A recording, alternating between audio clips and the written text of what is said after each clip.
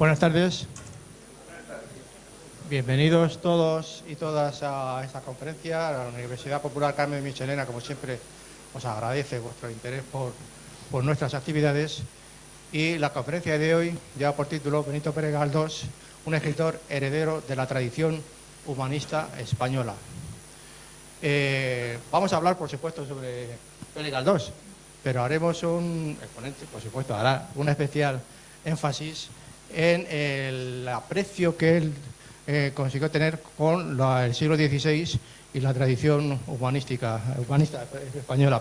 Bueno, el ponente, en la reseña que nos ha mandado, nos habla y nos cuenta que María Zambrano, en plena guerra civil, escribió sobre Misericordia, una novela que le proporcionó las claves para la construcción de la convivencia en época de guerra. Es una forma estupenda de recuperar, reorganizar la historia. Nuestro ponente de hoy, José Luis Mora García, es profesor emérito de Antropología Social, Pensamiento Español, en la Universidad Autónoma de Madrid.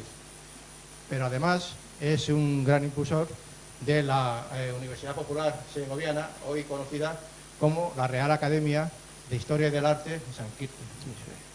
Esta va a ser la 12ª conferencia que nos regala. 12. Bueno, cuando quieran, por supuesto, puedes empezar. Muchas gracias. No, gracias a ti. Perdón, como siempre me regañan porque me recuerdan que os recuerde que es el momento fenomenal para apagar los móviles o dejarlos en silencio o en modo avión. A ver si hay suerte y no suena. Muchas gracias y perdonad, Muy buenas tardes y muchísimas gracias a todos ustedes por estar aquí, compartir esta tarde en torno a este gran escritor nuestro que fue Benito Pérez Galdós, que fue y que es, porque esa es la ventaja de los escritores, ¿no? Que fueron y son.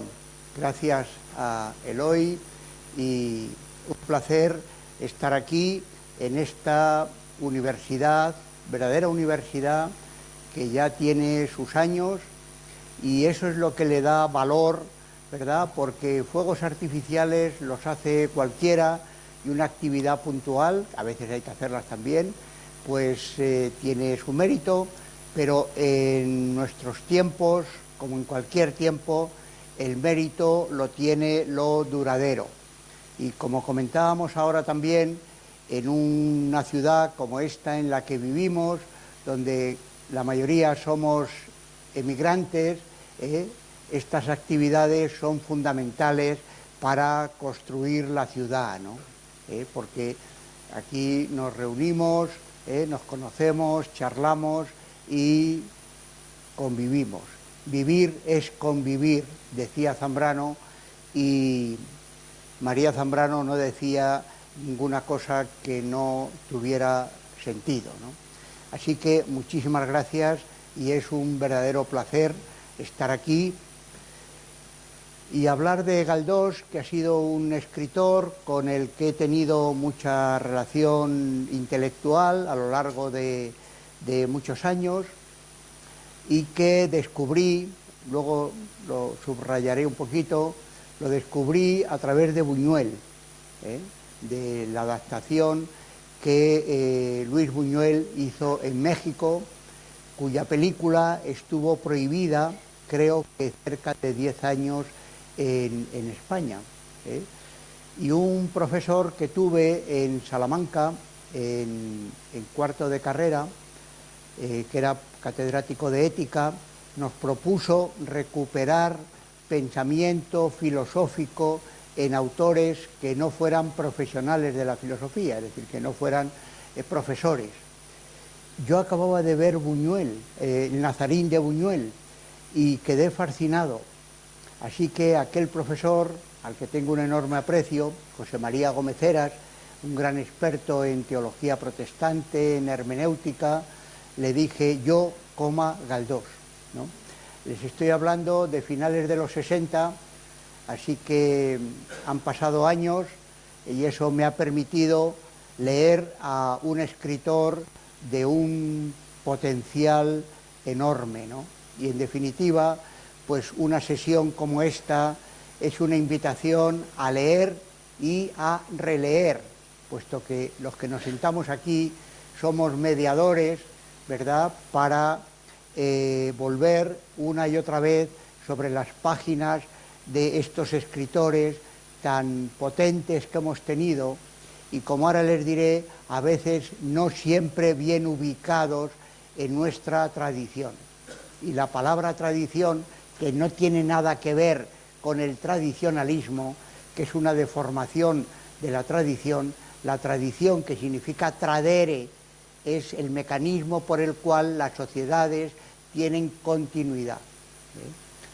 María Zambrano solía utilizar la expresión muy acertada, a mi manera de ver, de continuidad y vigencia, que son dos conceptos que se complementan y los dos contribuyen, ¿verdad?, a no caer ni en el tradicionalismo, es decir, en pensar que ha habido un pasado originario de carácter esencial, que es el que constituiría supuestamente la nación, pero tampoco caer en la moda.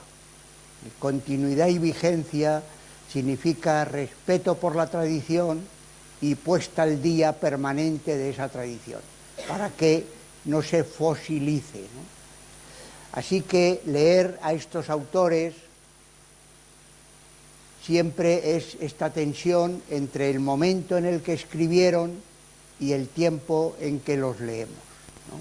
Y eso es lo que les da continuidad y vigencia.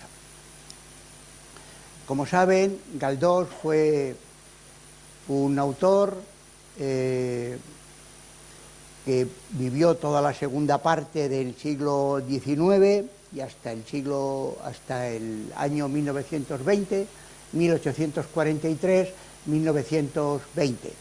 Nacido en la isla de Gran Canaria, hijo de un militar que había combatido en la Guerra de la Independencia, que fue una guerra mitad de lucha contra el invasor y mitad de guerra civil, hay que decir, porque si no, no se entiende que después de la Guerra de la Independencia se produjera un gran exilio, como se produjo, y su madre era hija de un secretario de la Inquisición, que aunque ya estaba en horas bajas, duró hasta los años 20 del siglo XIX. Así que en su persona aunaba la España liberal y la España conservadora, por decirlo así. Se formó en un colegio, que fue el Colegio de San Agustín, un colegio que practicaba una pedagogía activa, muy abierto a la cultura inglesa, por un lado, y por otra, con profesores que tuvieron una gran sensibilidad por la cultura clásica y concretamente por la cultura latina, y esto va a ser fundamental en su vida. Y subrayo esto de entrada porque durante bastante tiempo se ha presentado a Galdós como un autor con poca formación teórica, por ejemplo, frente a Valera o frente a Clarín, y ya no digo nada frente a los autores de las generaciones siguientes, la generación de Unamuno o la generación de Ortega. Es completamente falso. La biblioteca de Galdós estaba bien nutrida de libros, de todas las materias, y fue un gran lector. Es que además es imposible ser un gran escritor si no se es un gran lector. Así que ese ha sido uno de los tópicos que se han manejado, y como digo, ya desde el colegio en Gran Canaria tuvo una fuerte sensibilidad por la cultura latina, impulsada por un profesor que había venido de América, que había sido exiliado, que se llamó Graciliano Afonso, y que, como ahora les diré, después fue reforzado por los profesores que tuvo en Madrid. Se obtiene el bachillerato en artes en el Instituto de La Laguna, y el año 62 viene a Madrid a estudiar Derecho. Afortunadamente, los estudiantes de aquellos años tenían la puerta abierta para asistir a asignaturas que no fueran directamente relacionadas con su especialidad. Y Galdós asistió a las clases impartidas por dos profesores que le marcaron definitivamente.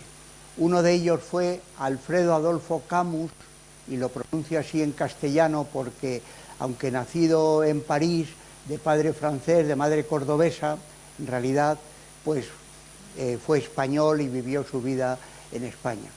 Este catedrático de literatura latina, muy poco conocido, ¿verdad?, le influyó profundamente al joven estudiante de Derecho, que por lo visto asistía a no muchas clases de su especialidad y sí a estas clases que le gustaban más, y también pues a callejear por Madrid y luego ya un poquito después estar en la redacción de los periódicos donde se inicia, etcétera.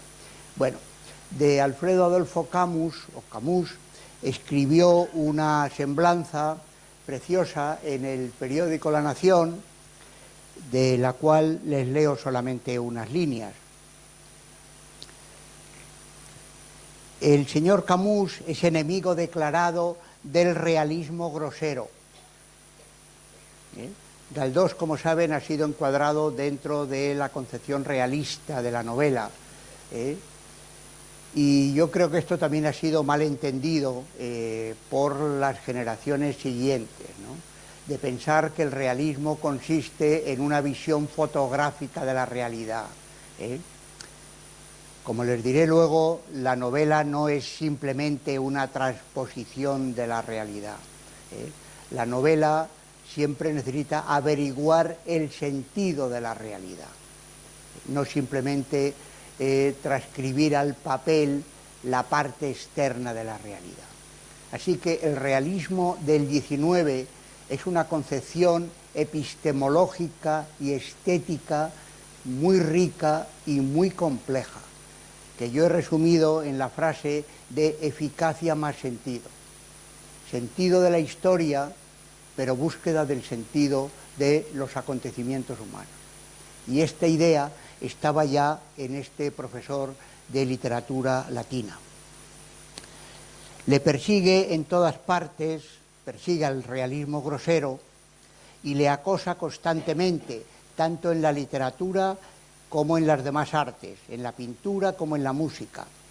Le gusta la belleza clásica, aborrece lo convencional y es un seguidor fiel de Shakespeare, de Cervantes, de Molière, de Calderón, de Luis Vives, del que vamos a hablar un poquito más extensamente, porque yo creo que ha tenido una influencia muy grande en Galdós, el Tostado, que fue Álvaro de Madrigal, un teólogo anterior a lo que conocemos más directamente como la Escuela de Salamanca, que es la del Padre Vitoria, Domingo de Soto, estos teólogos, Melchor Cano, Diego de Covarrubias, estos teólogos de la segunda mitad del 16, que son ni más ni menos que los creadores del derecho internacional moderno. Bueno, pues el Tostado era un precursor, y de Erasmo. La obra de Erasmo estaba también en la biblioteca de Galdós. Y terminaré mi intervención hablando justamente de la última obra de teatro que estrenó Galdós en 1918, ni más ni menos que titulada Santa Juana de Castilla, frente al tópico de Juana la Loca, de quien hace una santa erasmista, porque era una princesa que se había formado en los Países Bajos, que había conocido a Erasmo y que se formó con Luis Vives. ¿Qué hubiera sido de la historia de España si hubiera reinado la reina Juana, que era la legítima, y no su hijo, el príncipe Carlos, o el monarca Carlos, a partir de 1518? Eso ya es imposible, ¿no? Pero es interesante que Galdós terminara, ¿verdad?, su vida remontándose a lo que consideraba los orígenes de la España moderna, ¿verdad?, y presentándonos a esta mujer presa 46 años en Tordesillas, que recibió a los comuneros y que, al parecer, no aceptó la propuesta de los comuneros de ser nombrada reina por no perjudicar a su hijo. Bueno, así que Erasmo. Así que Alfredo Adolfo Camus es un profesor de literatura latina que tuvo una gran influencia en Galdós. Y el segundo profesor que tuvo una gran influencia fue Fernando de Castro. Fernando de Castro fue rector de la Universidad de Madrid, clérigo, que pronunció un discurso muy interesante titulado Los caracteres de la Iglesia española, porque hubo un proyecto durante esos años 60 y 70, ¿verdad?, de que la Iglesia española tuviera una identidad propia, no vinculada a Roma, o no vinculada directamente al poder de Roma.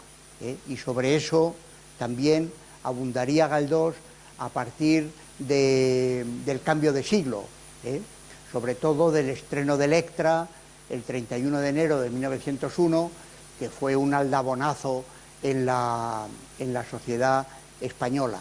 Bueno, pues de Fernando de Castro, autor de este discurso y autor de una memoria testamentaria que publicó en los años 70 mi buen amigo José Luis Avellán, y aprovecho para traerles aquí el recuerdo de su obra y de su persona, puesto que ha fallecido el pasado mes de diciembre, y José Luis ha sido el gran historiador de la filosofía española, el que además abrió un campo a partir de los años 60, cuando publicó Filosofía Española en América, el año 66, porque el régimen no le permitió titularlo La filosofía del exilio, que es realmente de lo que hablaba. Bueno, pues José Luis Avellán editó esta memoria testamentaria de Fernando de Castro.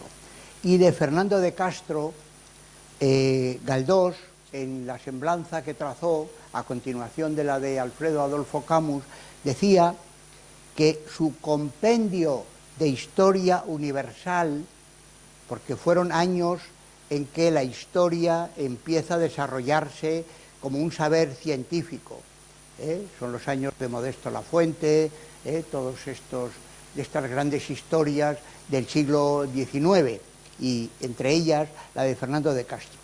Su compendio de historia universal corre de mano entre la juventud activa y amante de la ciencia.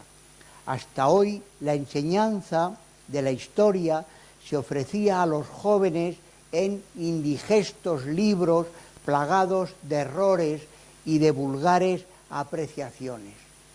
Don Fernando de Castro tiende en su bellísimo libro a infundir en las inteligencias poco robustecidas aún por la edad y la experiencia los hábitos de la crítica y de la observación, ofreciéndoles un procedimiento que, no por ser claro y de fácil aplicación, deja de ser muy razonado. Y terminaba diciendo, les presenta los hechos no en su vulgar hacinamiento, sin relación, ni ley, ni generalidad, sino en series racionales, en grupos ordenados, cuyo eslabonamiento portentoso despierta en los jóvenes el estudio por las causas y les lleva a buscar el escondido principio de la historia que radica en la condición humana. es decir, que hace de los hechos acontecimientos, porque la historia humana no lo es de hechos, sino de acontecimientos, es decir, de hechos con sentido. Bueno, así que este fue el Galdós que llega a Madrid, que se forma y que se inicia. No siempre le hemos tenido bien ubicado. Nos ha costado ubicarle. Y no tener bien construida la tradición, como les decía, tiene consecuencias muy negativas. Hemos a veces utilizado a los autores como instrumentos de ajuste frente a situaciones concretas. Pues Galdós no ha estado libre de estos ajustes. Benito Madariaga, un gran estudioso de su obra, santanderino, publicó hace ya muchos años, a comienzos de los 2000, 2004 me parece, un libro titulado Galdós en la hoguera. Y ahí recogía los escritos que publicaba la prensa conservadora de Cantabria y concretamente el boletín eclesiástico del obispado contra Galdós. Esta idea, ¿verdad?, no fue solamente de su tiempo y de sus contemporáneos. La profesora, que es titular de la Cátedra Pérez Galdós en la isla de Gran Canaria, donde está actualmente la casa museo, publicó en 2006 un artículo titulado Unamuno y Galdós en la misma hoguera. Y lo hacía a propósito de la pastoral que el obispo Manuel Pildain, de origen vasco y más de 30 años obispo en Canarias, publicó cuando en Salamanca quisieron abrir la casa museo de Unamuno, que hoy existe y donde está recogida toda su obra. El título de la pastoral era Unamuno, maestro, hereje máximo, Unamuno, hereje máximo y maestro de herejías. Y de hecho, la obra de Unamuno estuvo prohibida después de la guerra, en concreto el sentimiento trágico de la vida y otros. El obispo Pildain en el año 53 recordaba a los fieles la prohibición grave de editar, leer, retener, vender y poner en manos de otros la referida obra sin las debidas licencias. Bueno, pues igual le pasó a Galdós, cuando algunos hispanistas, como Rodolfo Cardona, y algunos escritores canarios, como Alfonso de Armas, propusieron abrir una casa museo en la isla de Gran Canaria, donde hoy está la casa museo, donde está archivada toda su obra. Pues el buen obispo Pildain se desató, si me permiten la expresión coloquial. El obispo envió 20 escritos a muy distintas e importantes instancias intentando frenar esa iniciativa. La primera que envió fue ni más ni menos que al jefe del Estado español, Francisco Franco, el 20 de julio de 1959, en que pedía la mediación del poder para impedir, entre comillas, una ofensa a la Iglesia Católica, por el honor que se le quiere hacer a, comillas, el autor de obras cuyo sectarismo anticlerical y heterodoxo, y aquí ya sale una palabra que es clave en nuestra historia, le constituyó en el portaestandarte y símbolo de las más inicuas e infames campañas contra la Iglesia Católica. Bueno, y el texto es mucho más largo. Pobre Galdós, ¿no? Pobre Galdós. Bueno, así que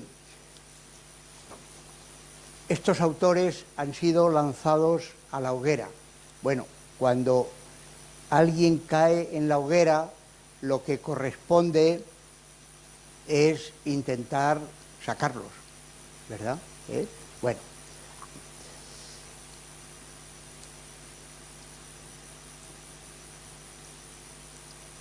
Fíjense que incluso el bueno de Marcelino Menéndez Pelayo, que fue amigo de Galdós, que se conocieron prontamente en Santander, pues cuando todavía bien joven, puesto que Marcelino Menéndez Pelayo es del año 56 y 1856, y publica la historia de los heterodoxos en 1881, empujado por quien era entonces su catedrático en Valladolid, Gumersindo Laverde. Menéndez Pelayo había iniciado la carrera en Madrid, pero ahí dominaban los krausistas, parece que no le gustaba mucho la orientación, se fue a Valladolid y allí se encontró con Gumersindo Laverde. Bueno, la historia de los heterodoxos es una historia que tiene una importancia enorme. Primero, probablemente España es el único país del que se ha escrito una historia de los heterodoxos. No de las heterodoxias. Por ejemplo, en Italia hay una historia sobre la impiedad, ¿no? O sobre las herejías, ¿no? Es sobre los heterodoxos, o sea, sobre las personas, sobre las personas. Y segundo, lo que uno descubre es que probablemente hemos tenido más heterodoxos que ortodoxos. La edición que yo tengo son 2000 páginas. Claro, no se puede construir el Estado sin incorporar a todos esos heterodoxos que han sido personalidades relevantes en la filosofía, en la ciencia, en el arte, si queremos tener un Estado bien construido, porque los heterodoxos son personas que están en los márgenes, ¿no? Así que don Marcelino, pues el joven Marcelino Ardoroso, escribió el año 81 que hoy en la novela el heterodoxo por excelencia, el enemigo implacable y frío del catolicismo, no es ya un miliciano nacional, sino un narrador de altas dotes, aunque las oscurezca el empeño de dar fin trascendental a sus obras. En Pérez Galdós vale mucho más sin duda el novelista descriptivo de los episodios que el infeliz teólogo de novelas como Gloria o La familia de León Roch. Bueno, pues este mismo don Marcelino es el que luego, pocos años después, en 1897, dicta la laudatio de ingreso de Pérez Galdós en la Academia de la Lengua, el mismo. Baste decir que ni siquiera se ha quejado de mí el señor Galdós, porque habiendo sido elegido miembro de esta academia en 1889, ingresó en la academia a la segunda. En la primera vez que se presentó, que lo presentaron Valera y otros, salió elegido un personaje gris, del que no se sabe nada, que se llamaba Conmelerán, que había hecho un diccionario. Bueno, Galdós entró el año 97 y, como digo, le respondió Menéndez Pelayo y dice que no se ha quejado. Y lo que sí me interesa resaltar de este discurso es que Menéndez Pelayo, que había sido muy conservador, que luego fue matizando su posición, que perteneció al grupo de Pidal, de los llamados los neocatólicos, pero era un hombre muy inteligente, un gran historiador, y tiene libros fundamentales. Y este mismo de los heterodoxos, aunque tuviera una intencionalidad apologética, pero hay una labor de archivo impresionante, pues en este discurso acertó al situar a Galdós en la línea de Cervantes y del humanismo español del siglo XVI. porque esto sí, Menéndez Pelayo fue crítico con la escolástica decadente y fue un gran estudioso del Renacimiento y concretamente de la figura de Luis Vives. Y en este discurso Menéndez Pelayo ya nos dio la clave de cómo había que leer a Galdós. Como les digo, cuando se ha caído en la hoguera hay que procurar sacarlos, porque sin la recuperación de todos estos autores, como les digo, no se puede construir el Estado. En eso estuvieron justamente ni más ni menos que los exiliados del año 39. Es curioso, lo digo así suavemente, que la generación del 98 apenas acertó a leer bien a Galdós. Hemos tenido oportunidad en Fuerteventura, puesto que se acaba de cumplir también el centenario del destierro de Unamuno, de estudiar las relaciones entre Unamuno y Galdós, que fueron, por parte de Unamuno, 21 años más joven que Galdós, bastante titubeantes de ida y vuelta, pero ni Unamuno acabó de acertar, aunque reconociera que allí en la isla de Fuerteventura con calma había podido leer a Galdós, se lo dice a su amigo Castañeira, ni Baroja, ni Azorín, tampoco fueron buenos lectores, yo diría que peores, la generación del 14, porque Ortega tenía otras pretensiones de construir sobre bases filosóficas, siguiendo la idea de la fenomenología alemana, y este realismo del 19 le sonaba a poco, ¿no?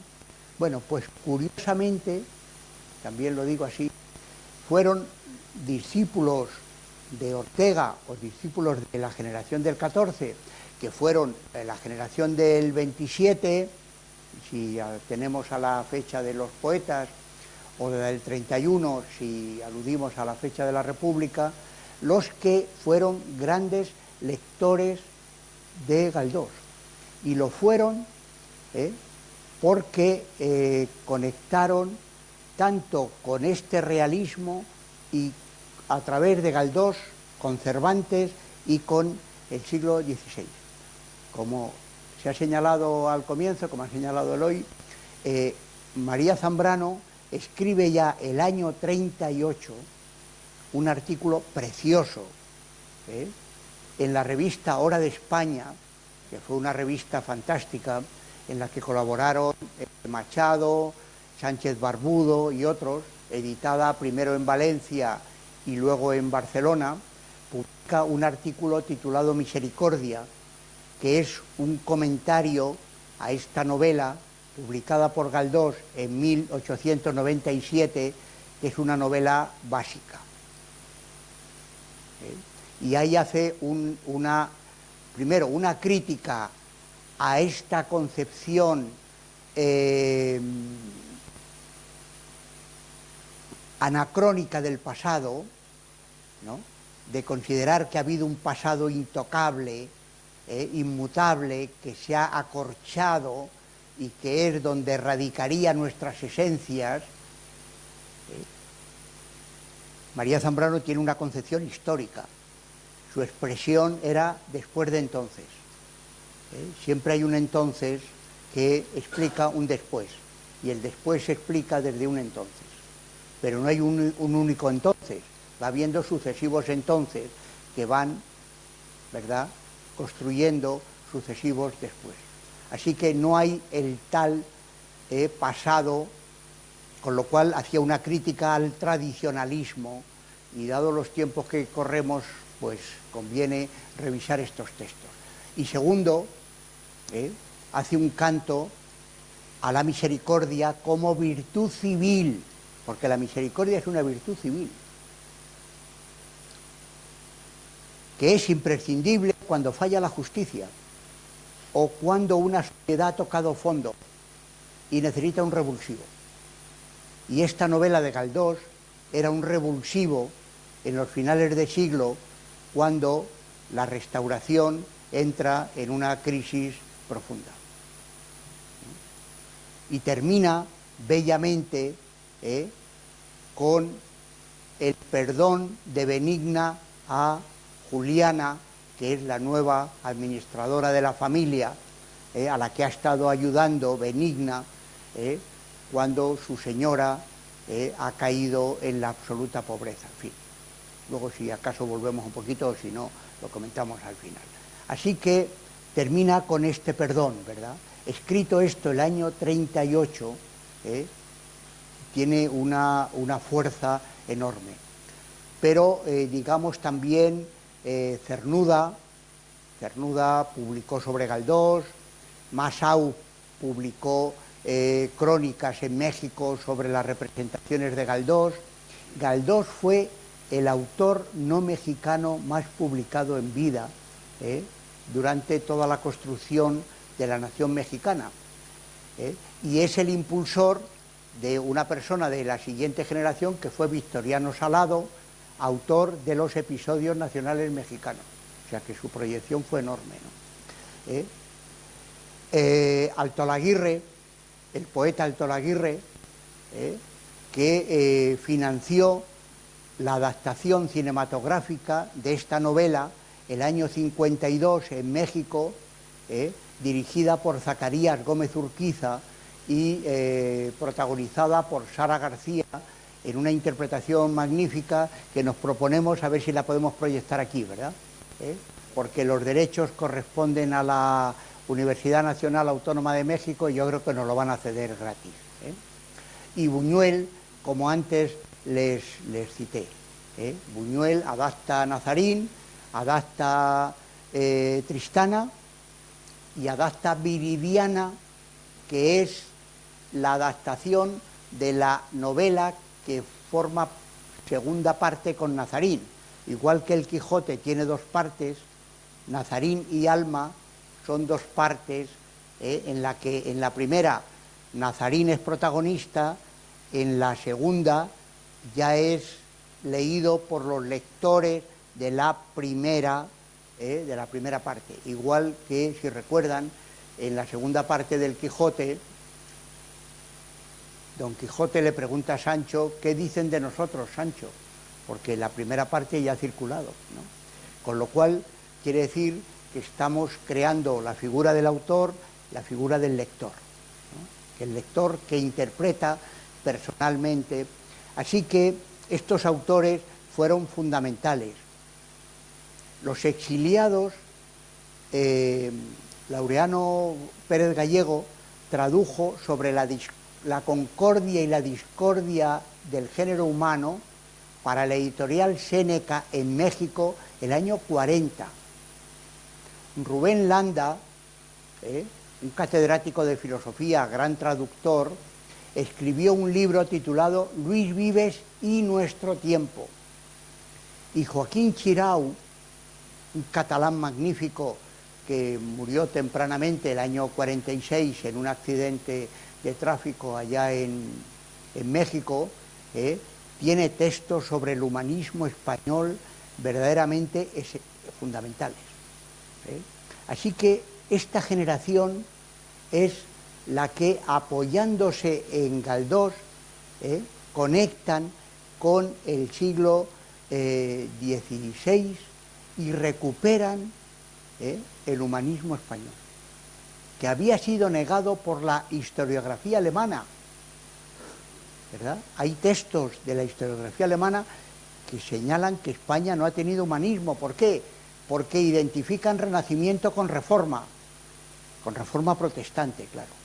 Pero en España hubo una gran reforma religiosa. No fue reforma protestante, luterana o calvinista, en el sentido de ruptura con Roma, pero Luis Vives, del que ahora voy a decir una palabra, fue un gran reformador religioso, que luego va a retomar Galdós, porque uno de sus temas fundamentales, y va a ser un poco la segunda parte, es tratar de ubicar correctamente el sentimiento religioso en la sociedad española y en la cultura española, porque eso es clave también en la construcción de la nación.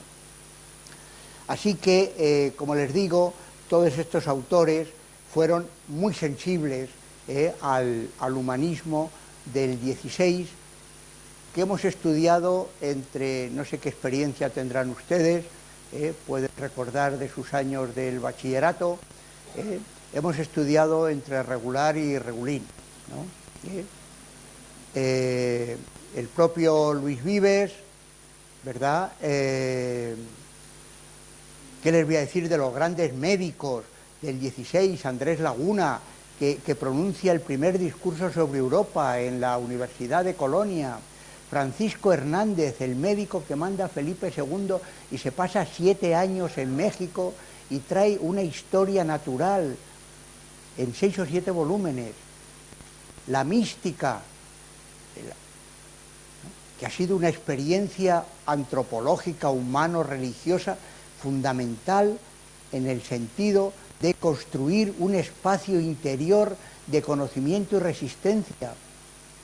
Y como les he dicho antes, los grandes teólogos de la Escuela de Salamanca o de la Escuela Ibérica de la Paz, como la llama mi buen amigo Pedro Calafate, el catedrático de Lisboa, que fueron los fundadores del derecho internacional moderno, del derecho de gentes.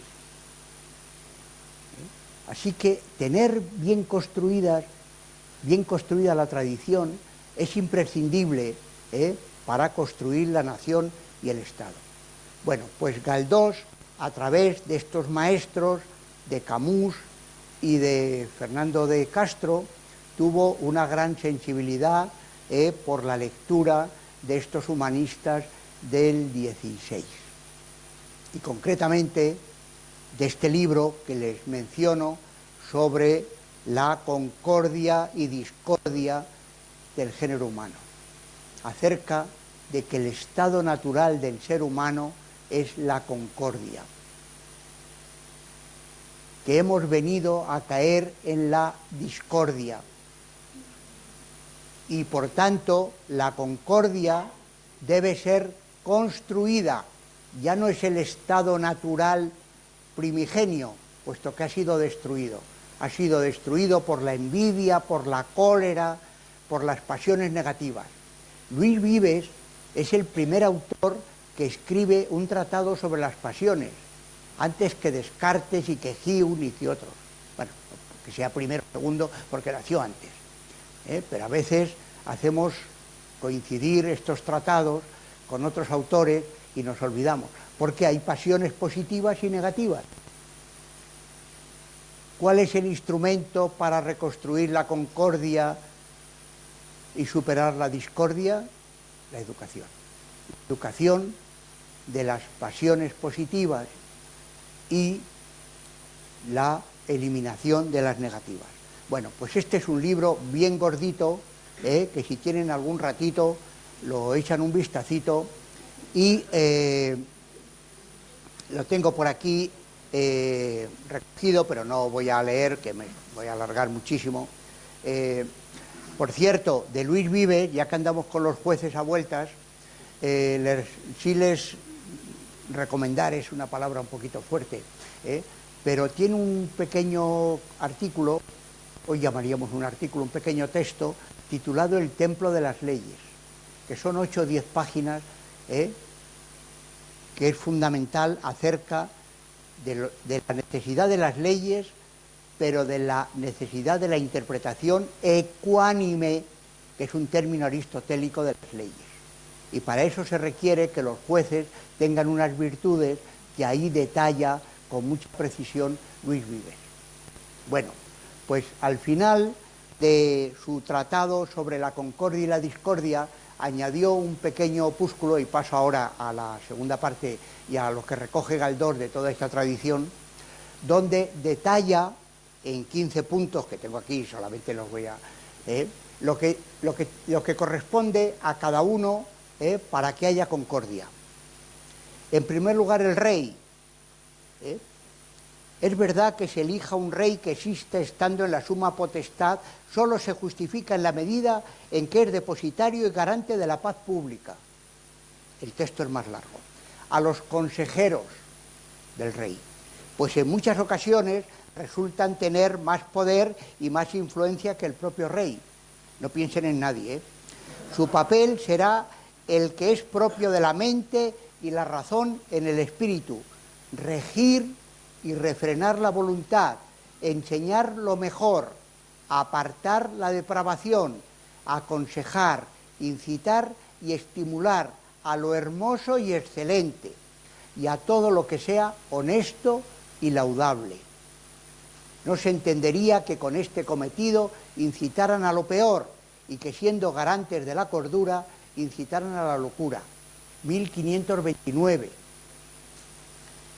Al maestro y al preceptor, a quienes corresponde construir los valores morales en las costumbres, la moderación, la templanza. A los súbditos, señalando que si cultivan el disenso entre los príncipes y estos dedican sus esfuerzos a la guerra, no tendrán tiempo para gobernar el Estado. ¿Qué decir del hijo? ¿Acaso puede considerarse piadoso el que a su padre le desea el odio contra alguno o lo alimenta, es decir, le maldice con la enfermedad del espíritu más cruel? ¿Y los discípulos? ¿Qué pueden beber de bueno, de sano, de útil en una fuente en la que vertió e impregnó el veneno del odio? La vecindad, la ciudad entera debe participar de ese espíritu, pues hay exilio donde el ciudadano pone en peligro a su conciudadano o al forastero, y donde el vecino, indiscreto o turbulento, resulta molesto para su vecino, donde el pariente, el amigo, el poco conocido, el desconocido, inquieta el espíritu y lo aparta o lo despoja de la tranquilidad. El amigo que desea ver al amigo en discordias, el que no colabora en cuanto puede para reconciliarle con su adversario, es fuerza que no sea amigo, ni ame, ni se ve afectado o conmovido por las adversidades.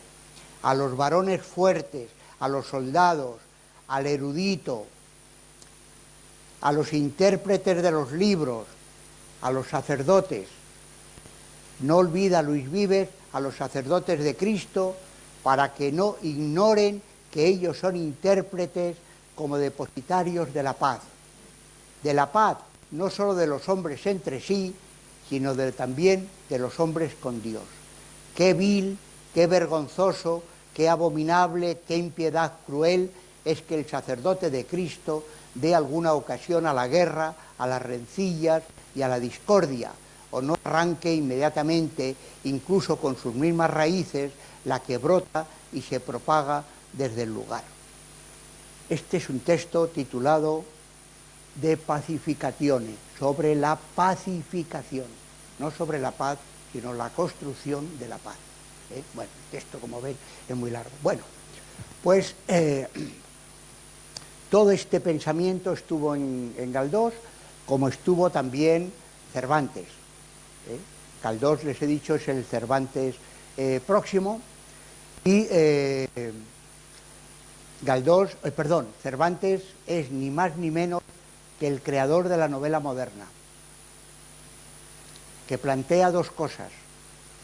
Una, cómo articular o cómo superar la dualidad humana, la relación que hay entre los deseos, los sueños, los propósitos, las ilusiones y la lógica o ilógica del mundo. Ese es Don Quijote. Don Quijote es una persona que se ha formado en la época de los caballeros y que vive en la otra época. Igual que Cervantes se forma en la segunda mitad del XVI, en todo este ambiente al que me he referido, de Luis Vives, de los teólogos.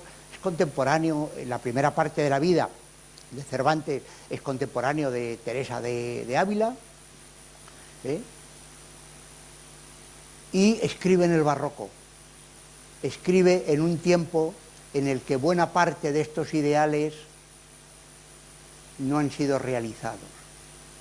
Y no han sido realizados no porque los ideales no tengan validez, sino porque en este tiempo de la historia se descubre que no basta con tener ideales, sino que hace falta conocer el mundo para saber los mecanismos del mundo y desarrollarlos.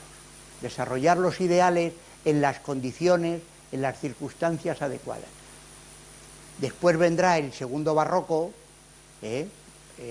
Cervantes muere en 1617 y los grandes barrocos, sobre todo Gracián y Calderón, son de la segunda mitad del 17, que son verdaderos tratados de comportamiento, ¿no?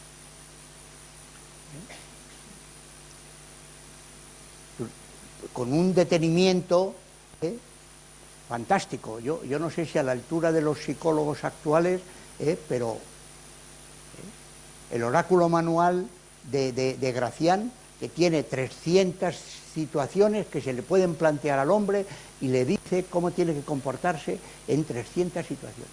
Bueno, es un pensamiento ya más pesimista, ¿verdad? Esto nos llevaría por otros derroteros ahora. Pero Cervantes está todavía entre el optimismo de este primer humanismo y ya el tiempo de Felipe III, el tiempo en que los Países Bajos empiezan a moverse y en tiempo en que se ve que el modelo de imperio que habían construido Carlos V y Felipe II era inviable.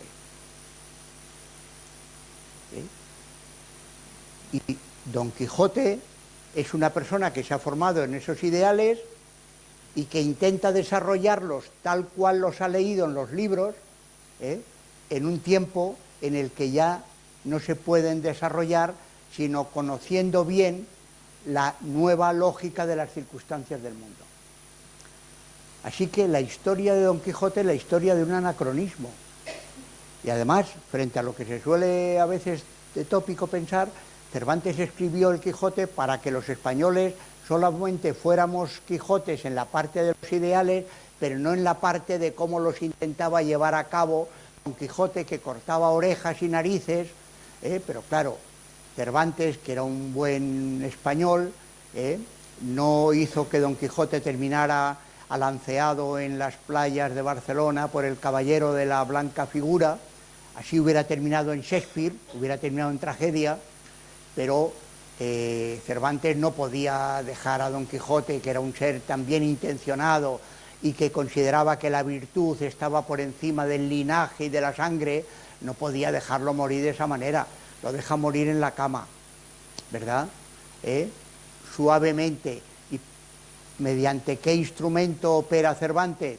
Mediante la ironía, porque la ironía es una forma piadosa, ¿verdad?, de acercarse a la realidad, porque es una forma oblicua de verla, mientras que la filosofía, que se basa en los grandes principios de la lógica, enfrenta la realidad de manera perpendicular, o se da P o no P, o una cosa es buena o no es buena, mientras que la ironía dice, bueno, ¿verdad?, vamos a rescatar lo mejor. Esta es la capacidad del novelista que va a heredar Galdós, que es hacer que lo que ya no ocurre todavía quede, ¿verdad? Lo que ya ha pasado, ha pasado. El arte lo que tiene que recuperar son las lecciones de lo que ha pasado, y para eso tiene que escudriñar la realidad. Pues todo este trasfondo tan rico está en la obra de Galdós, que desarrolla a través de una inmensa obra, 10 minutos, un cuarto de hora, a través de una obra inmensa, es que uno se queda sobrecogido, ¿verdad? Porque con la pluma con la que escribían, ahora hablábamos de las cartas, pues escribían un episodio nacional en 3 meses. Claro, uno va hoy a Wikipedia y dice, a ver, ¿cuántos botones tenía la guerrera del general no sé qué? Y dice, pues 3. Pero Galdós escribía Mesoneros Romanos y le preguntaba oye, le escribía, ¿cuántos botones tiene? Y tenía que mandar la carta y esperar a que volviera, y sin embargo, es sobrecogedor la capacidad de esta gente, ¿no?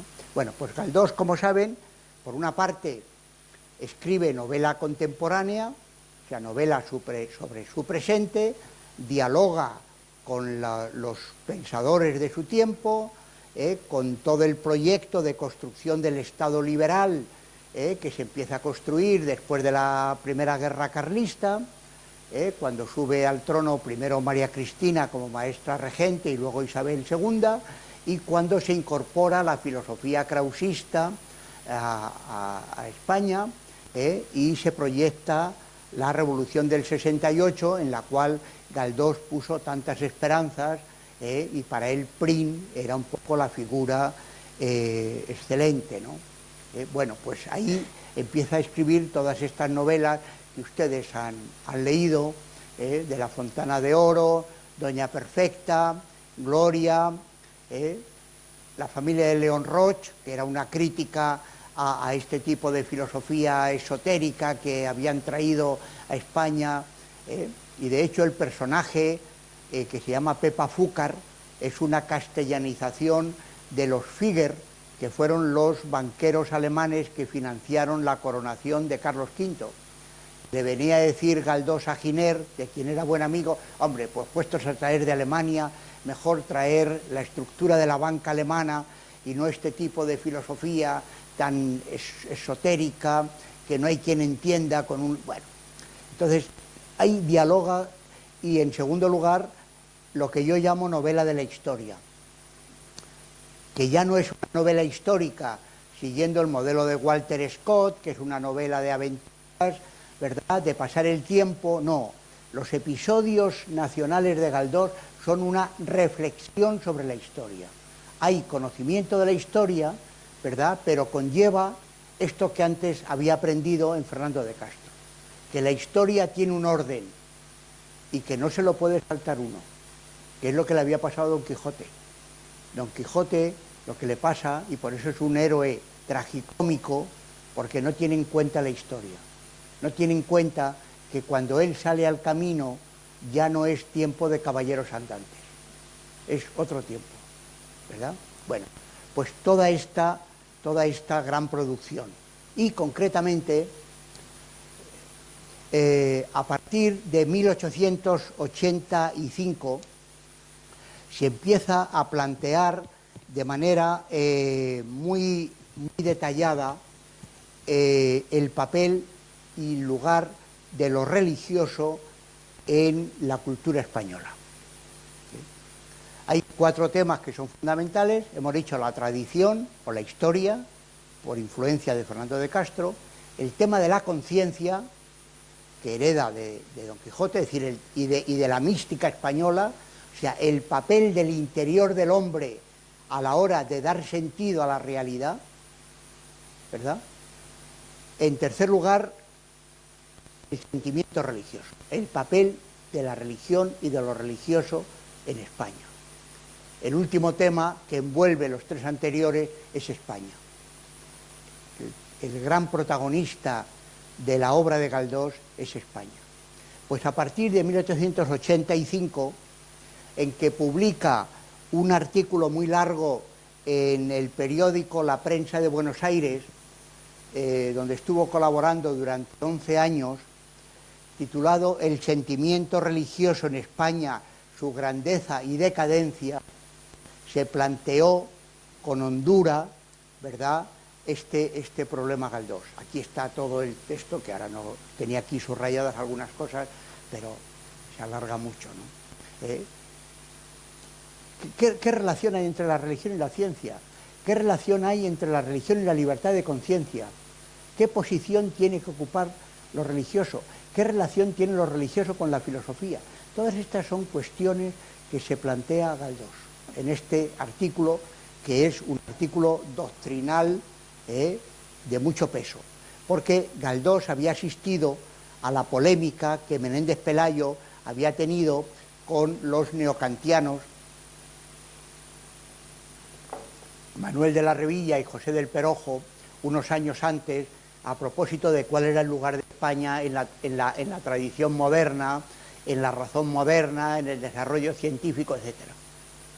Y entonces Galdós, que había sido un testigo silencioso, entra con este artículo, y a partir de ahí empieza una producción que les animo a que la lean por orden. Creo que hay que leerla por orden.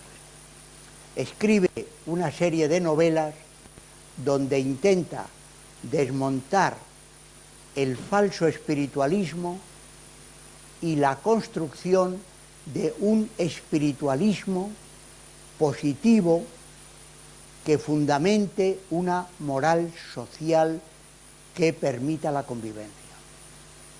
Las novelas son Ángel Guerra,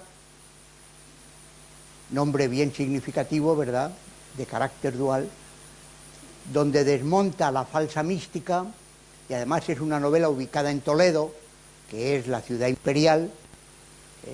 Ángel Guerra, que escribe en 1890, la doble novela Nazarín y Alma, las dos novelas que adaptó Buñuel, ¿verdad?, con este personaje de carácter quijotesco, un clérigo, mantiene la ortodoxia pero vive fuera de la iglesia, que anda como Don Quijote por los caminos, etc., a la que Buñuel le dio un final un poquito diferente, porque Galdós siempre buscaba una cierta armonía entre los ideales y la realidad. Alma, la duquesa Alma, que intenta una especie de fundación también de carácter filantrópico, pero lo hace al margen de la ciencia, al margen de la administración y al margen de la iglesia. Y Galdós piensa que no se puede actuar al margen de las instituciones. Bueno, todo, como ven, esto es enormemente... Y la tercera novela es Misericordia, que es una novela fantástica. Quizá alguno de ustedes tuvo oportunidad de ver la adaptación que hizo Alfredo Mañas en los años 70 y que protagonizó José Bódalo y María Fernanda Docón en el Teatro Reina Isabel, y que una adaptación, claro, de finales del franquismo, ¿verdad? Antes había habido esta adaptación de Héctor Aguirre y de Zacarías Gómez Urquiza, y está la novela de Galdós. Así que está la novela, el texto de María Zambrano, del año 38, está la adaptación en México y está la adaptación teatral en 1970 y tantos. Leerlas así, bueno, el personaje de Benigna es la encarnación del Sermón de la Montaña, es la encarnación de la misericordia, ¿no? Y no ocurre en la iglesia, ocurre fuera de la iglesia, ocurre en las calles de Madrid. Y la misericordia ejercida frente a la profesionalización de la beneficencia que organizan las casas de misericordia. O sea, Benigna es la expresión de la misericordia como forma de vida, que no se rige por la contabilidad, ¿verdad? Al final de la novela, por un mecanismo estético, digamos, se reconstruye la situación. Hay una nueva administradora de la casa, de la que ha sido sirvienta Benigna, y ahí termina en ese encuentro entre la administradora, que la expulsa de la casa porque le dice que allí ya no hace falta, y que además mancha la casa, y la novela termina yéndose a la casa de misericordia. Bueno, hay otros elementos que tienen que ver con la tolerancia, puesto que hay un personaje también que es el llamado Moro Almudena, que es un marroquí de religión hebrea, que en México se transformó por un personaje de rasgos indígenas, y hay la capacidad del sueño, o sea, la capacidad del interior del hombre para transformar la realidad. Y esto es una idea de la mística, esta es una idea de San Juan de la Cruz y de Santa Teresa, que Galdós hereda. Así que estas novelas intentan la reconstrucción de la religiosidad española, pero eliminando la concepción clerical y teocrática. Bueno, las cosas no fueron muy allá y yo creo que después de esta novela Galdós se radicaliza y ve que no basta con un buen mensaje, que hay que ir un poco al combate. Estrena Electra en 1901, que es un caso de la monja a la fuerza. No recuerdo ahora cuántas monjas había en España a finales del 18, lo menciona Blanco Guaiz en Cartas de España, lamento ahora no acordarme, pero un número enorme, porque todas aquellas chicas para las que no había dote, que eran las mayores, las demás al convento, claro. Entonces, esta obra de teatro coincidió con un caso particular, que fue el de la señorita Adelaida Ubao, y aquello fue un golpe en la sociedad española tremenda, ¿no? Se representó en todas las ciudades, en nuestra Segovia conservadora, se representó ya en marzo, y dicen las crónicas del tiempo que al final el público mandó tocar la marsellesa, ¿verdad? Bueno, o sea que fue un aldabonazo a favor de la libertad de conciencia, frente, claro, o sea, era una crítica al clericalismo, pero lo más alejado posible que se pueda pensar respecto del verdadero peso del sentimiento religioso en una sociedad. Después viene la novela Casandra, que publica en 1905, donde Casandra, este personaje mitológico, termina asesinando a doña Juana, que es la representante de esta España teocrática, que mantiene una estructura de la propiedad cerrada, que no permite el progreso, porque dice que Dios ya ha marcado el sello de la naturaleza y que todo ese tipo de cosas, pero en la novela Casandra es perdonada por Rosaura y termina también con el perdón. No sé qué pasaría entre 1905 y 1910 cuando esta novela se transforma en obra de teatro, quizá por influencia de las lecturas de Unamuno, porque he estado leyendo cartas de Unamuno, y ahí le dice: estoy de acuerdo con usted en esta crítica que hace a que en toda sociedad hay un Dios de los ricos y un Dios de los pobres. El Dios de los ricos es el que sustenta el poder, el Dios de los pobres es el que recoge a todos aquellos que se sienten desafectos del Dios de los ricos, ¿no? Y fuera por esto, por lo que fuera, la obra de teatro termina con la escena en la cual Casandra asesina a doña Juana al grito de: he librado a la humanidad, he matado a la hidra, ¿no? O sea, Galdós en esos años digamos que se radicalizó, o vio que el liberalismo español era débil, ¿verdad? Y que el peso del clericalismo en España era muy fuerte y no bastaba simplemente con un buen mensaje misericordioso.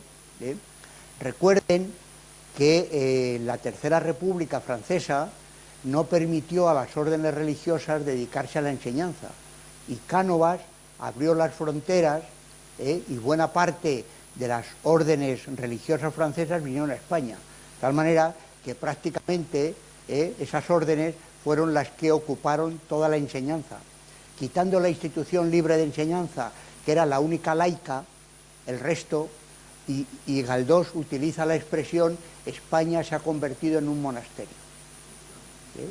Así que, bueno, pues termino.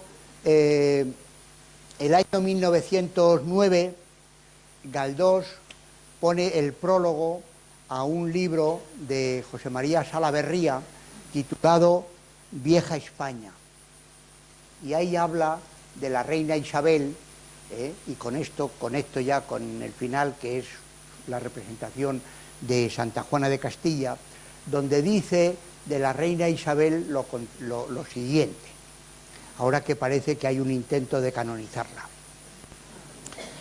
Si doña Isabel de Castilla, en 1909, tuvo en su feliz reinado éxitos admirables, también incurrió en notorios desaciertos.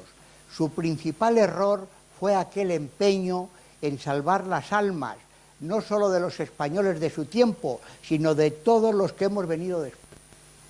Este afán de regir las conciencias presentes y futuras es una extralimitación, un abuso de facultades políticas que hoy no puede ser perdonado. A tal dislate le llevaron consejeros espirituales, recuerden lo que decíamos de Luis Vives y los consejeros, dañados de un fanatismo ardiente, visionarios de la imposibilidad, de la imposible unidad de la fe. Los siglos siguientes al siglo de doña Isabel han venido protestando de este cruel propósito de meternos a todos en comunidad o rebaño, con regla estrecha y absolutamente intolerable. El litigio ha seguido dividiendo en enconados bandos a los que, no ya castellanos, sino españoles, nos llamamos en el viejo solar europeo, y aún no hemos podido obtener sentencia definitiva. Estamos lucidos como hay Dios. Aquella excelente señora, reina famosa entre todas las reinas, espejo de las mujeres, hizo ciertamente grandes cosas, pero le faltó una, la principal y más importante para el porvenir de sus súbditos. No vio o no la dejaron ver que si antes de morir hubiera desatado nuestras conciencias, habría hecho más por nosotros que descubriendo 100 Américas y conquistando 200 Granadas. Esto de don Benito Pérez Galdós. Y esto le llevó a que en 1918, protagonizada por Margarita Xirgu, luego exiliada, estrenara Santa Juana de Castilla, el personaje de Juana la Loca. O sea que después de todo este recorrido intentando reconstruir lo mejor de la espiritualidad, criticando el clericalismo y la concepción teocrática, al final Galdós termina por el principio, por lo que pudo haber sido y no fue. Y ese es el papel del arte. La historia, los hechos históricos son inmutables, digamos, pero el arte puede hacer que encontremos en lo que pasó lecciones que nos sirvan para el presente y para el futuro. Eso es lo que hizo con Trafalgar, ¿verdad? Y el personaje de Churruca, y mostrando cómo son las guerras las que crean adversarios, porque cuando la guerra de Trafalgar terminó, los ingleses y los españoles pues navegaron juntos en los mismos botes camino de la playa, porque como la guerra había terminado ya no eran adversarios. Bueno, pues ha gobernado Carlos V, proclamado emperador en 1518, y España vinculó su porvenir al de la Casa de Austria y al modelo imperial de la Casa de Austria, ¿no? Los comuneros perdieron, se sabe, que eran los que defendían un modelo basado en regimientos, es decir, en modelos comunales, que por eso se llaman comuneros, porque defendían un modelo comunitario, ¿no? Pero bueno, podemos sacar alguna lección de aquel personaje. Pues este es el de Santa Juana de Castilla, y les leo solamente para terminar un poquito la parte de la última escena. La última escena comprende el diálogo de doña Juana con Francisco de Borja, tercer general de los jesuitas, hasta el momento mismo de su muerte. Tras volver a reafirmarse en sus creencias, Francisco de Borja las reconoce explícitamente como provenientes de Erasmo. Erasmo lo que había hecho era criticar el cristianismo ritualista y externo y apostar por el cristianismo interior y por el modelo de lo que entonces se llamó la filosofía de Cristo, es decir, un modelo comunitario. Pues dice que no nos cuidemos del formulismo ni de las exterioridades rituales, sino de la pureza de nuestro corazón y la rectitud de nuestras acciones, para afirmar a continuación rotundamente: no sois hereje, señora. En el libro de Erasmo nada se lee contrario al dogma. Lo que hay es una sátira mordaz contra los teólogos enrevesados, los canonistas insustanciales, las betas histéricas y los predicadores truculentos, que han desvirtuado la divina sencillez con artilugios retóricos. Erasmo celebra la locura llamando locos a los héroes que han enaltecido la humanidad, como Trajano, Don Pelayo, etcétera, etcétera. Bueno, esta obra, como digo, se estrenó el 8 de mayo de 1918 y, como les he dicho, la interpretación corrió a cargo de Margarita Xirgu. La crítica reconoció que Galdós había conseguido emocionar al público, al que movió a piedad y admiración hacia esta mujer en los momentos de mayor sufrimiento y angustia. Así, Alejandro Miquis, que era un crítico, señalaba que doña Juana la Loca estaba destinada a ser la reina de Galdós, pero que además Galdós quería mostrarnos no solo una reina castellana, sino el alma misma de Castilla, y difícilmente podría presentarnos más completa encarnación de ella que la mísera desterrada en Tordesillas, víctima de razón de Estado de su padre y de su hijo, ¿verdad?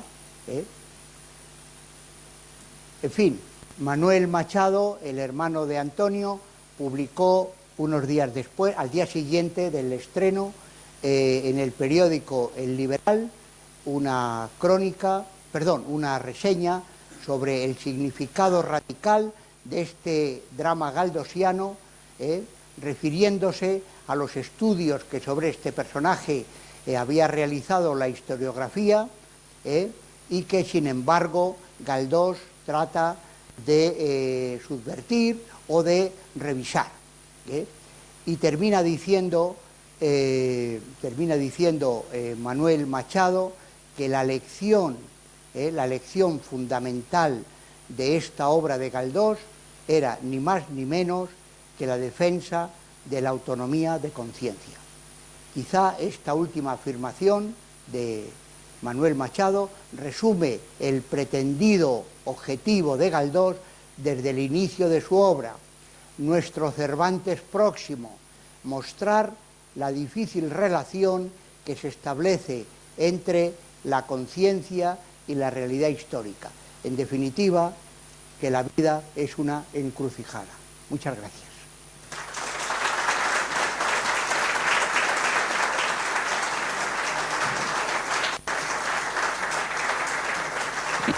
Muchas gracias, José Luis. Bueno. Es el momento para, en fin, aquellos que tengáis alguna pregunta, alguna opinión, alguna duda, algo que queráis que se os...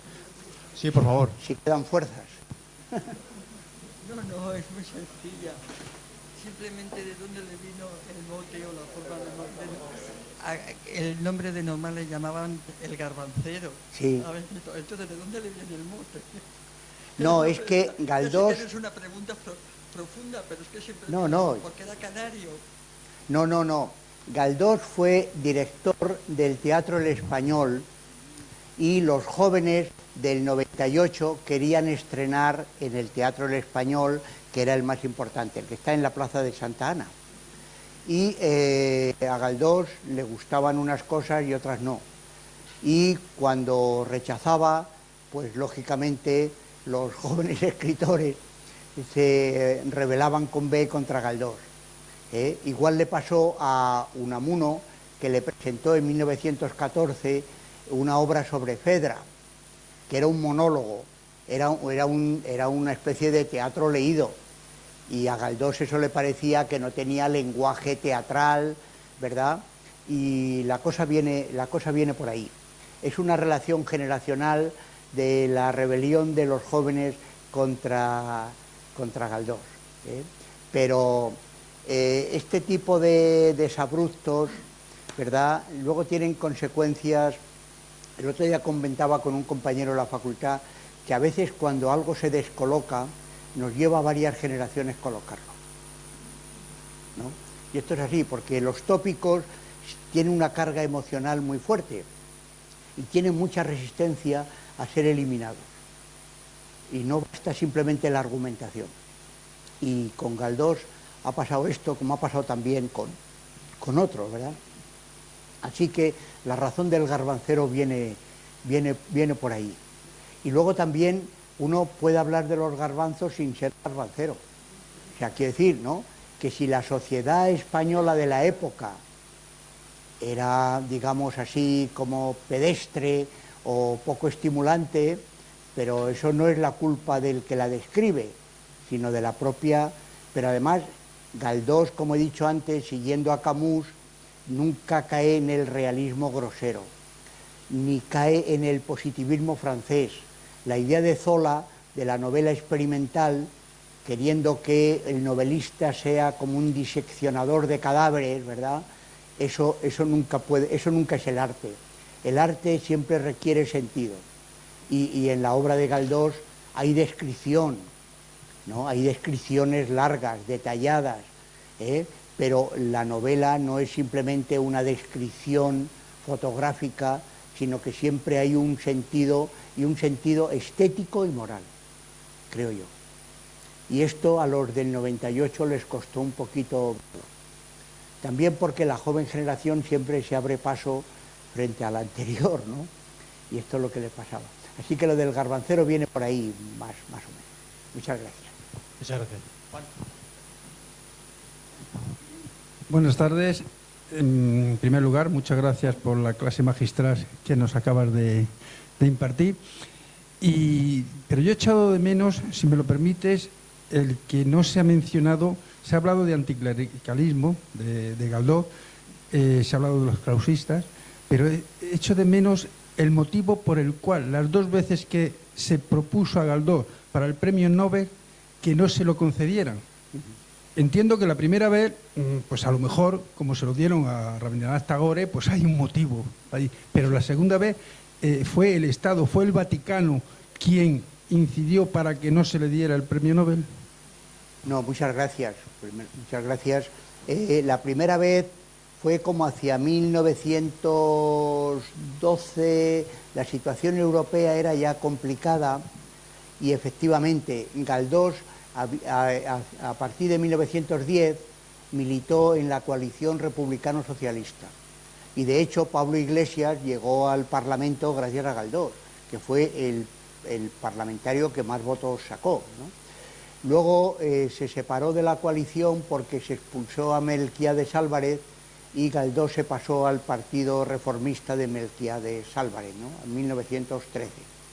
Fue en ese momento en el que se le propuso como para el premio Nobel, pero los neocatólicos propusieron a Marcelino Menéndez Pelayo. O sea, la Real Academia de la Lengua propuso a Menéndez Pelayo y la de Medicina propuso a Galdós. Y al final se lo dieron a un alemán cuyo nombre en este momento no recuerdo. La segunda vez que le propusieron ya fue en plena Guerra Mundial y es cuando se lo dan a Rabindranath Tagore, es decir, a un no europeo. Creo que esta es la respuesta que puedo darle así. En este momento no estaría en disposición de responderle.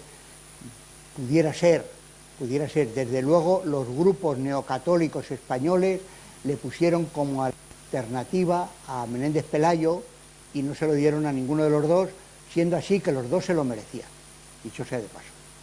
Porque Menéndez Pelayo, que luego ha sido tan mal leído y tan mal utilizado por el franquismo, quizá por alguna frase también sacada de contexto, igual que se saca de contexto la frase de Unamuno del que inventen ellos, cuando Unamuno era un gran seguidor de la ciencia de su tiempo, ¿no?, pues lo del martillo de hereje y este tipo de cosas, este tipo de coletillas a veces se sacan de contexto, pero Menéndez Pelayo es un historiador serio que ha hecho una aportación, su historia de las ideas estéticas, su antología de los poetas hispanoamericanos fue modélica.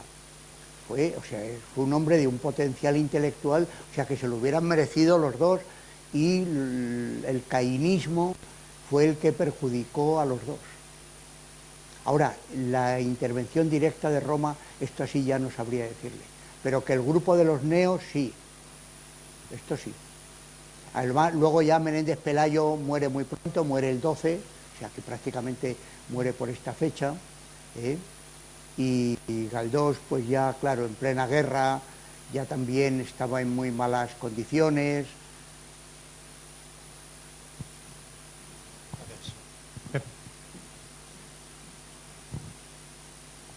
Bueno, José Luis, gracias por tu charla, como siempre. Bueno.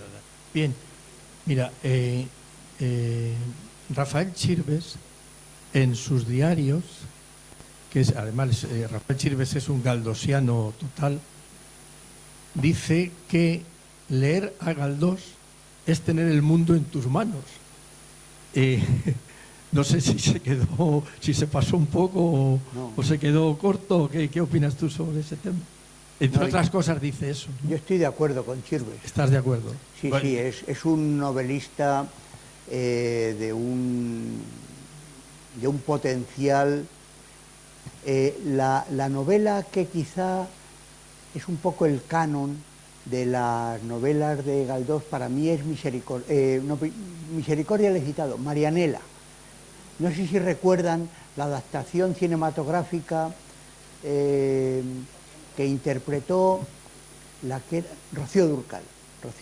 Bueno, no recuerdo ahora la calidad de la película, pero la novela tiene que ver con una frase de Pessoa que está allí reproducida en una de las estaciones de metro de Lisboa, que dice que los ojos del alma saben más de lo que ven nuestros propios ojos. Sí. Y esta expresión corresponde con la novela, porque Marianela es Lazarillo de un chico ciego que luego, gracias a la operación de cataratas, ve y todo esto, ¿no? Entonces llegan unos periodistas y cuentan una historia y termina Galdós diciendo, el autor aparece en voz en off, averiguada la verdad, de ella nació este libro, ¿no? O sea que, claro, el mundo, no el mundo a peso, sino el sentido del mundo, porque eso exige averiguarlo. Y la averiguación es romper las apariencias. Y eso a veces cuesta mucho y es muy duro. Bien, para apuntar. Marianela es la primera obra de teatro que yo vi en mi pueblo con aquellas compañías itinerantes que iban, estaban 8 o 10 días y representaban pues media docena de obras de teatro que llevaban, y recuerdo que fue la primera obra que yo vi en mi vida de teatro, siendo un crío, y me impactó. No, Sí. es una novela magnífica, ¿no? Es que eso además es un ejemplo moral, ¿verdad? De esta frase de Pessoa es que no se puede decir más en menos, ¿verdad? Porque no dice que los ojos del alma ven, dice que saben, ¿no? Nada, muchísimas gracias. ¿Alguna pregunta más, por favor? Nada, muchas gracias. Les agradezco muchísimo Encantado. su paciencia, su atención, un placer. Tengo le llamo el Galdosito, que pertenece a una colección que dirigía un profesor de la Complutense, que era una colección de 94 páginas, no se podía uno pasar. Lo tienen colgado en la página de la Universidad de Georgia, ensayistas.org. Es un libro pequeñito, pero que obligaba a un esfuerzo de síntesis. Tiene una